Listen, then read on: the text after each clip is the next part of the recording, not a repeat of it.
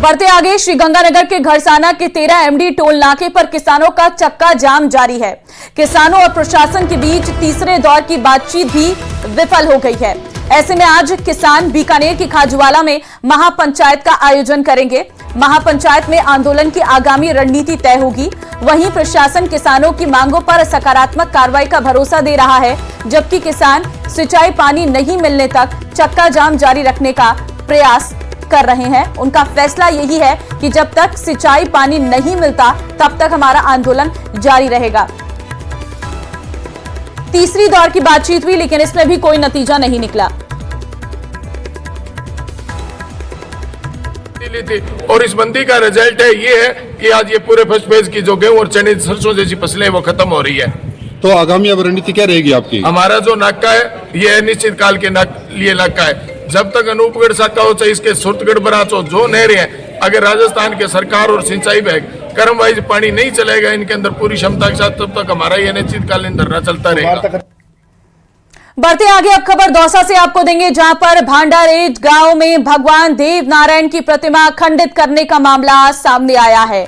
भांडारेज में काफी दिनों से भगवान देव नारायण की प्रतिमा लगी हुई थी और पिछले कुछ दिनों से गुर्जर समाज के लोग इस प्रतिमा के आसपास मंदिर निर्माण कर रहे थे, लेकिन गांव के ही एक अन्य पक्ष ने जमीन को सरकारी बताकर मंदिर निर्माण का कार्य रुकवा दिया था। रविवार के दिन के समय मंदिर निर्माण का काम तो रुक गया, लेकिन जैसे ही देर रात अज्ञात समाज कंटकों ने भगवान देव नारायण की प्रतिमा को खंडित कर दिया, जिसके बाद गुर्जर समाज में आक्रोश व्याप्त हो गया है।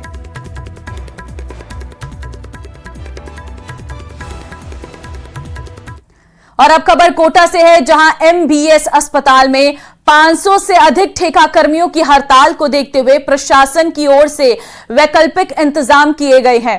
ओपीडी में पर्ची काउंटर सहित आसपास के काउंटर्स पर नर्सिंग स्टूडेंट्स की ड्यूटी लगाई गई है। हालांकि वैकल्पिक इंतजाम पर्याप्त नहीं होने के चलते मरीजों की परेशानियां कम नहीं हो रही है। संभाग के सबसे बड़े एमबीएस अस्पताल के ठेका कर्मी एक बार फिर आंदोलन की राह पर है। कल भी ठेका कर्मियों ने 2 घंटे का कार्य बहिष्कार कर आक्रोश जताया। बढ़ी हुई राशि के 23 माह के बकाया एरियर भुगतान की मांग को लेकर ठेका कर्मी आंदोलन की राह पर है।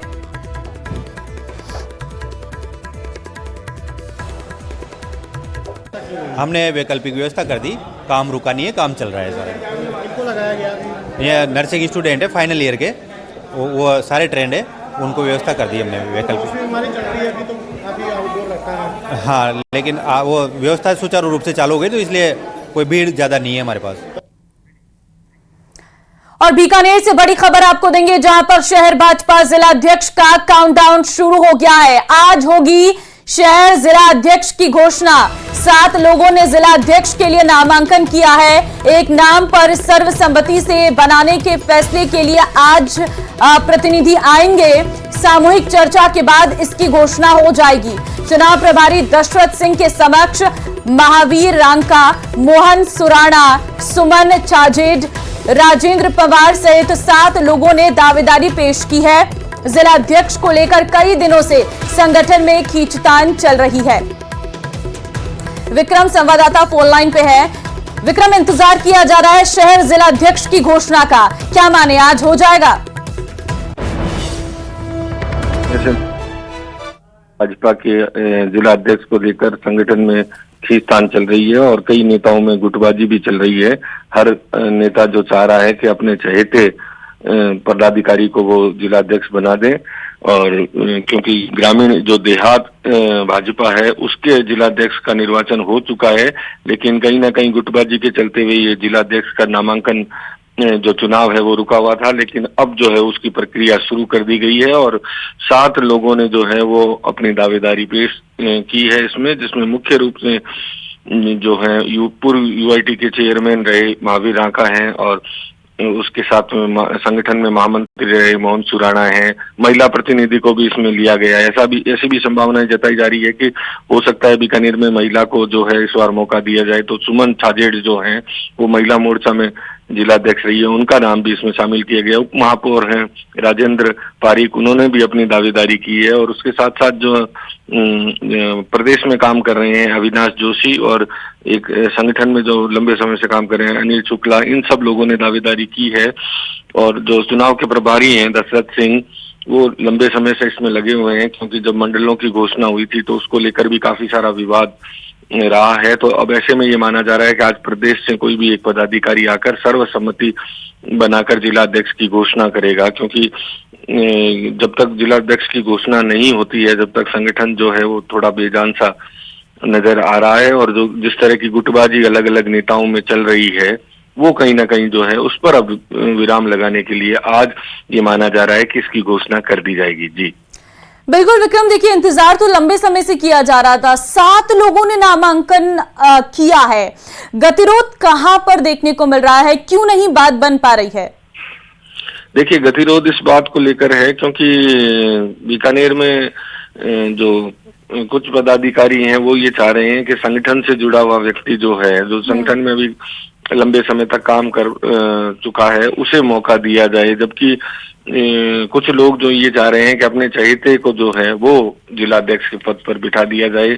और क्योंकि केंद्र में भी बीकानेर के सांसद जो हैं अर्जुन राम मेघवाल, वो मंत्री हैं, तो एक उनका भी इसी वजह से कहीं ना कहीं ये काउंटडाउन आज से शुरू हो रहा है। बहुत धन्यवाद आपका तमाम जानकारी देने के लिए विक्रम। बढ़ते हैं आगे, अब खबर भीलवाड़ा से आपको देंगे, जहां पर सरदार जी का खेड़ा गांव में विवाहिता प्रेमिका से मिलने उसके घर जाना एक प्रेमी को भारी पड़ गया। जब प्रेमी युवक अपने प्रेमिका के पास था तभी घर वालों की नींद खुल गई, जिसके बाद प्रेमी युवक आनन फानन में प्रेमिका के ही कपड़े पहनकर भागने लगा। और ऐसे में महिला के वेश में जाता देख ग्रामीणों ने उसे पकड़ लिया और जमकर पिटाई कर दी। उनका गुस्सा इतने में शांत नहीं हुआ, उन्होंने प्रेमी युवक के हाथ पैर बांध के उसके सिर के बाल काट दिए। घटना की जानकारी मिलने के बाद मांडलगढ़ थाना पुलिस मौके पर पहुंची, जहां ग्रामीणों ने युवक को पुलिस के हवाले कर दिया।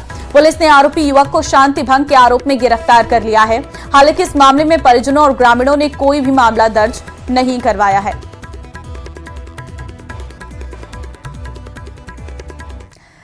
कोटा की गुमानपुरा थाना पुलिस ने अवैध मादक पदार्थ के खिलाफ कार्रवाई करते हुए एक आरोपी को गिरफ्तार किया। साथ ही आरोपी से अवैध मादक पदार्थ 69 ग्राम स्मैक बरामद की है। आरोपी आरिफ हुसैन जमाल चौक कोटड़ी का निवासी है। गश्त के दौरान पुलिस की टीम ने आरोपी को पकड़ा है। आरोपी से अवैध मादक पदार्थ की खरीद फरोख्त के बारे में पूछताछ की जा रही है। वहीं गुमानपुरा थाना पुलिस पूरे मामले की जांच कर रही है।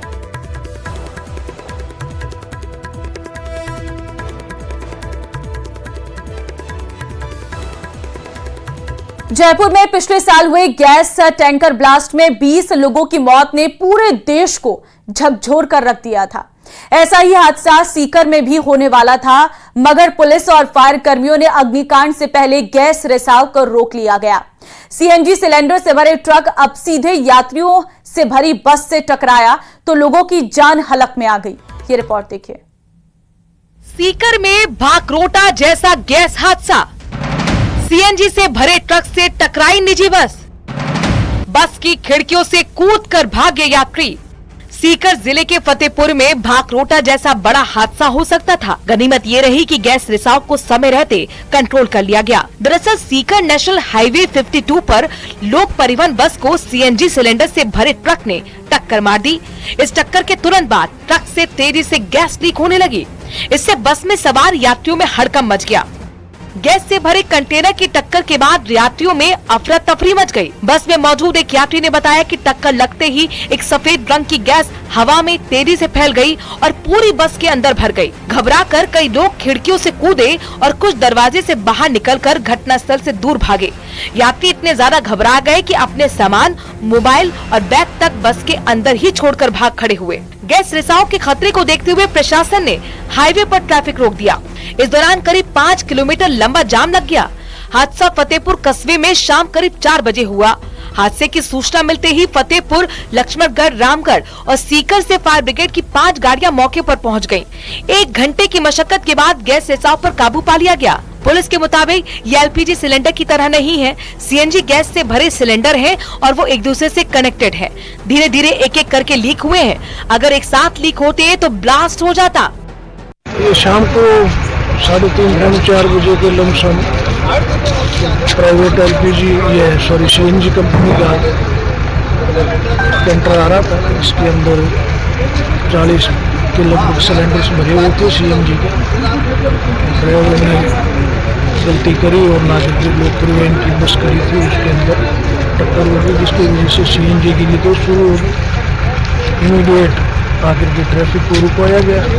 ट्रैफिक जो, क्योंकि ये नेशनल हाईवे है, बीकानेर चूरू गंगानगर हनुमानगढ़ वाले सारा ट्रैफिक हम लोगों ने लक्ष्मणगढ़ से डाइवर्ट कराया, इधर से रतनगढ़ से डाइवर्ट कराया। पूरे घटनाक्रम में किसी प्रकार की कोई जनहानि नहीं हुई है। और वो कंपनी के जो टेक्नीशियंस हैं वो आगे, उन्होंने पूरा ये टैंकर खाली कर दिया, इसको सुरक्षा के लिए साइड में खड़ा करवा दिया। बता दें कि पिछले साल 20 दिसंबर को जयपुर के भाकरोटा में भीषण अग्निकांड हुआ था। गैस रिसाव के बाद हुए जोरदार धमाके ने पूरे इलाके को हिलाकर रख दिया था। इस भीषण आग में ट्रक, बस, कार समेत 50 से ज्यादा वाहन जलकर राख हो गए थे। करोड़ों रुपए का नुकसान हुआ था और कई परिवारों की जिंदगियां भी तबाह हो गई थी। यह हादसा जयपुर वासियों के लिए एक भयानक याद बन चुका है। न्यूज़ 18 के लिए सीकर से संदीप कुमार की रिपोर्ट। और इस बुलेटिन में फिलहाल के लिए बस इतना ही। आगे आप देखिए स्पेशल रिपोर्ट। नमस्कार।